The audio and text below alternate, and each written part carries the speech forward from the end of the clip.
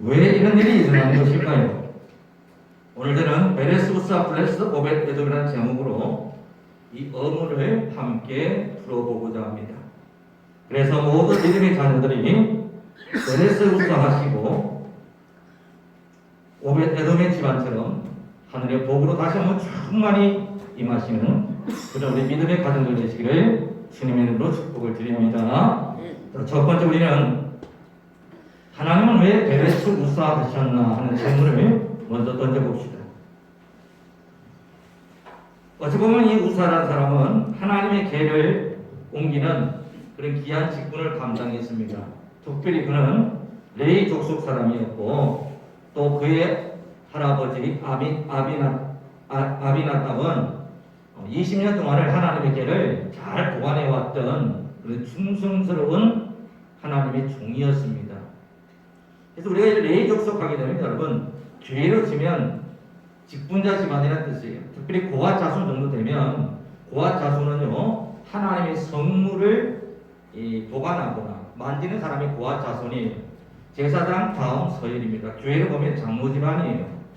우리 교회로 치게 되면 그래서 이제 그런 이제 장로 집안의 우사 자녀죠. 이 사람이 이제 하나님의 계를 운반하다가 하나님의 치심을 받게 되면 그런 이제 엄청난 사건이 이제 일어나게 된 것을 볼 수가 있어요. 그래서 오늘 본문 말씀을 보면 다윗이 이 죽은 것을 베레스 우사라 칭하고 다윗이 마음에 분이 여겼다 이렇게 이제 성경 우리에게 말씀하고 있어요. 자 그러면 하나님께서 이렇게 중요한 이 사건 가운데 베레스 우사 하신 이유 첫 번째는 무엇일까요? 그것은 다윗이 첫 번째 잘못이 있습니다. 다윗은요, 이 하나님의 덕계를 잘 모시고자 하는 좋은 뜻도 있었겠지만, 그에 못지않게 자신의 야망을 실현하고자 하는, 그래서 하나님의 덕계를 옮기고자 하는 이 사건을 이벤트화 하려고 하는 그런 시도를 갖고 있는 걸 볼 수가 있어요. 무엇을 보고 그렇게 알 수 있느냐? 이 앞전에 보게 되면, 이 다윗이 하나님의 계를 다윗을 옮기는 데 있어서 3만 명의 군인을 징집합니다. 여러분 이 전쟁 상황도 아닌데 왜 군인을 3만 명이나 징집을 하느냐 이거예요. 성경에 보게 되면 하나님의 계를 운반하는 데는 군인이 필요한 게 아니에요. 하나님의 계를 운반할 때는 고아 자손이 어깨에 메고 하나님의 계를 운반해라. 만지면 반드시 죽으리라 이렇게 기록되어져 있거든요. 다윗이 여러분 그것을 몰랐을까요? 바로 앞전에 출애굽한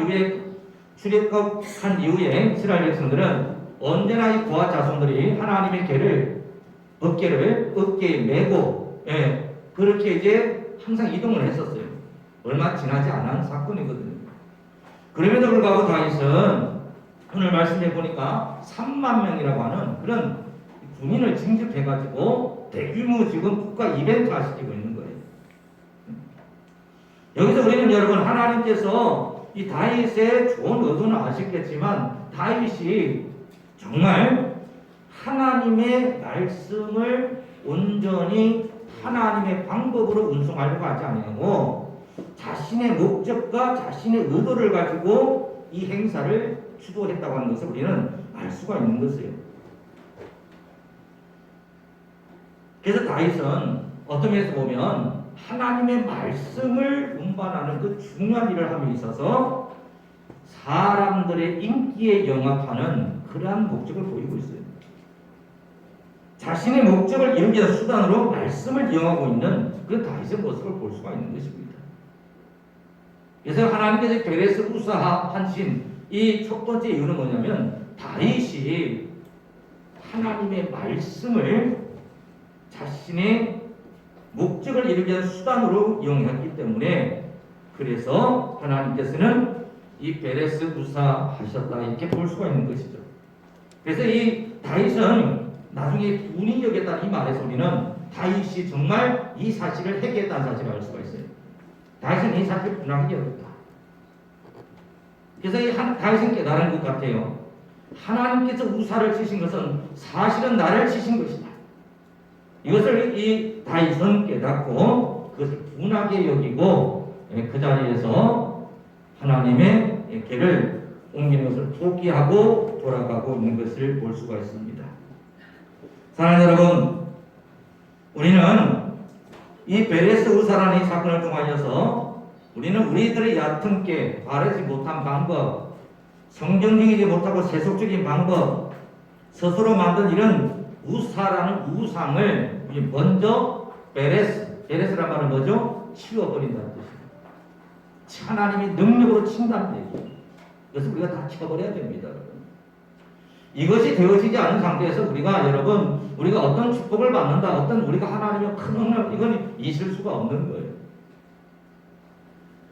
강철부대라고 하는 드라마인가 하는 걸 보니까 그 777 부두에서 하는 말인데 그 말이 참 저는 의미 있게 들려들어요. 결과로서 가정을 증명하라. 결과로서 가정을 증명하라. 그런 말을 하고 있더라고요. 근데 여러분, 우리 교회는 결과로서 가정을 증명하는데 또한 그 결과는 하나님이 이미 보증하시고 계셔요. 우리 믿음의 사람들 하나님이 이미 보증하고 계시고 우리가 할 일이 뭐죠? 하나님이 이미 보증하신 결과를 우리는 과정으로서 증명하는 겁니다. 이 세상과 좀 틀리죠? 예. 그래서 우리는 오늘 이 하나님께서 베레스 우사하신 첫 번째 이유는 다윗이 하나님께서 무엇보다도 다윗을 치신 거다 하는 것을 우리가 먼저 짚고 넘어가도록 하겠습니다. 두 번째, 여러분, 하나님은 바르지 못한 하나님의 말씀을 지키지 않는 자, 소홀히 하지 않는 자들을 치신다는 거예요. 자, 20년 동안을 하나님의 이 법궤를 모셨던 아비나답 집안이었어요. 그쯤 되면 축복받아도 엄청난 축복을 받아야 되겠죠. 근데 20년 동안을 여러분 정말 하나님의 법궤를 모셨던 집안이지만 축복은 고사하고 오히려 손자 우사가 하나님의 치심을 받아 죽는 사건이 일어났다고 하는 거예요. 반면에 단 3개월을 모셨던 오벳 에돔의 집안은 복을 받았는데 20년 동안을 모셨던 아비나답의 집안은 오히려 저주를 받는 사건이 일어났다 하는 것을 볼 수가 있는 거예요. 자, 우리는 여기서 도대체 왜 20년대 여러분 3개월 20년을 모셨고 한쪽은 단 3개월을 모셨어요. 20년을 모신 집안은 여러분 풍지 파산이 났습니다. 근데 단지 3개월을 모셨던 오벳 에돔의 집안은 복을 받고 그리고 그 집안이 잘 되고 자손이 잘 되고 하나님의 성전의 문지기가 되는 놀라운 축복을 받았다고 역대기에 또 기록되어 있어요. 자, 도대체 왜 이런 걸까요? 자, 우리는 그 앞에 아비나답이 어떤 식으로 하나님의 법궤를 모셨다는 그런 기록이 없기 때문에 그에 대해서 섣부리 말을 할 수가 없어요, 성경에. 그런데 우리가 이 본문의 말씀을 보게 되면 뭐냐면 이 우사가 하나님의 법궤를 모시는 데 있어서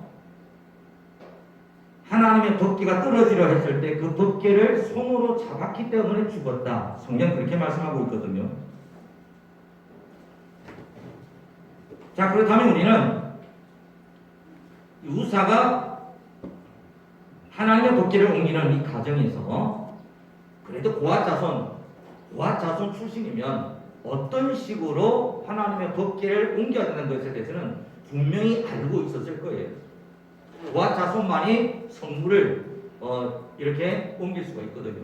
그러니까 이 아비나답 집안도 제사장 집안은 아니지만 고아 자손, 즉 성물 운송, 성물을 관리하는 그 전담하는 그런 집안입니다. 그런 집안의 사람이 하나님의 성물을 어떻게 운반하고 어떻게 관리하고 어떻게 해야 되는 것쯤은 다 아는 사실이었을 거예요. 근데 그럼에도 불구하고 말씀대로 하지 아니하고 짐짝처럼 소달구지에 그냥 운반했다고 하는 거죠. 소가. 출애굽기는 이렇게 말합니다. 하나님의 법궤는 고아 자손 중에서 그 법궤의 고리를 끌어서 네 사람이 하나님의 법궤를 운반하도록 되어 있습니다. 절대로 손도 대지 말고 그 위에 또 하나님의 명령하신 방식으로 천을 덮어서 거룩하게 모시게 되어 있어요. 근데 우사는 이 거룩한 하나님의 법궤를 소달구지에 실어서 운반합니다. 순순하게 잘 운반되는 것 같은데 소가 말이죠. 사람들이 모인 그 광장에 들어섰을 때 사람들이 아마 그 강제로 소리를 지르고 난리가 났겠죠. 그 사람들의 소리에 소가 놀래가지고 날뛰기 시작합니다. 그래서 하나님의 법궤가 그 달구지에서 떨어지게 되는 거예요. 바로 그때 이 우사가 그 소달구지를 엄격하게 붙잡으면서 그 하나님께서 우사를 치시게 되는 그런 이제 사건이 일어나게 된 거예요. 자, 그렇다면 우사의 죽음의 원인은 뭡니까? 하나님의 말씀을 잘 알고 있음에도 불구하고 말씀대로 살지 않았다는 거죠. 하나님의 말씀을 소홀히 여겼다. 여기에 우사의 죽음의 원인이라는 거예요. 그렇습니다, 여러분. 우사의 죽음은 하나님의 말씀을 경홀히 여기고 자신들의 생각대로 인생을 살아가는 사람들에 대한 하나님의 치심이다. 그래서 우리는 이 우사의 죽음을 통하여서 하나님은 첫 번째로 다윗을 심판하신 것이요, 두 번째는 그 성문을 모시는 자들을 베레스 그 우사하는 우사의 집안을 하나님께서 심판하셨다는 것을 우리가 볼 수 있는 것입니다. 그렇습니다, 여러분. 우리는 그러므로 이 말씀을 통해서 하나님보다 더 스스로 자신을 높아지는 나 자신을 베레스 해야 됩니다. 말씀보다 내 경륜, 내 세상 경험, 그리고 말씀보다 나 자신의 어떤 이 세상의 지위를 더 중시하는 자신을 베레스 해야 됩니다. 하나님보다 사람들의 인기에 영합하는 우리 자신을 베레스 해야 됩니다. 자기 야망을 위해 하나님의 말씀을 왜곡하는 자신을 베레스 해야 됩니다. 하나님의 말씀을 부적이나 장식품으로 이용하는 우리 자신을 베레스 해야 됩니다. 진리의 대가가 불이익일까 두려워서 진리를 외면하고 불의와 타협하는 우리 자신을 베레스 해야 됩니다. 경건의 삶보다 아무도 모르게 욕망의 늪에 빠져들어가는 나 자신을 베레스해야 됩니다. 어떤 지책에 있건 사람을 섬기는 것이 아니라 지배하려고 하고 그런 자신을 베레스해야 됩니다. 사랑하는 여러분, 우리 하나님은 결코 만홀히 여김을 받지 않습니다. 그래서 우리는요, 이 세상을 살아갑니다마는 하나님의 말씀의 방법대로 하나님의 말씀을 중히 여김으로 그 말씀을 가지고 살아갈 때 하나님께서 하늘의 축복을, 언약에 기록된 그 축복을 우리에게 내려주신다고 하는 것입니다. 그렇습니다, 여러분. 우리는 지혜로운 자는요, 하나님의 치심 베레스, 하나님의 치심이거든요. 또 다른 하나님과의 충돌이, 내 인생에 하나님과의 충돌이 일어나면 내 인생이 이러면 잘 될 수가 없어요. 우리는 어떻게 하면 하나님과의 충돌을 피하고 하나님의 축복의 자리에 들어갈 수 있습니다. 오늘 우리는 그 자리를 오벳 에돔의 가정에서 찾아보고자 합니다. 자, 오벳 에돔이라는 이름의 뜻은 여러분, 에돔의 종, 에돔 신의 지배자라는 뜻이에요. 어떤 사람은 보니까 이 오벳 에돔을 고아 자손이다 이렇게 또 주석을 기록하는 것도 있더라고요. 근데 정확한 것은 확실하게 나오지 않아서 알 수 없지만 이름에서 봤을 때는 오벳 에돔 신을 모시는 사람이 맞습니다. 원래 이 이름에서. 그래서 에돔 신의 예배자, 에돔의 종 이런 뜻이 이름의 뜻입니다. 그런데 이 오벳 에돔이라는 사람이 하나님의 거룩한 법궤를 지금 모시게 돼요. 아니, 왜 에돔 신을 섬기는 사람이 하나님의 법궤를 맡게 되었을까요? 지금 20년 동안 하나님의 법궤를 모셨던 아비나답의 집안이 우사가 죽는 사건이 벌어졌기 때문에 모든 제사장들과 그 모든 고아 자손들이 하나님의 법궤를 죽을까봐 두려워서 아무도 안 받으려고 하는 거예요. 지금 상황을 보건데, 그래서 알고서는 못 받는 거예요. 그러니까 이 오벳에돔 사람은 그 사실을 잘 모르는 사람 같아요.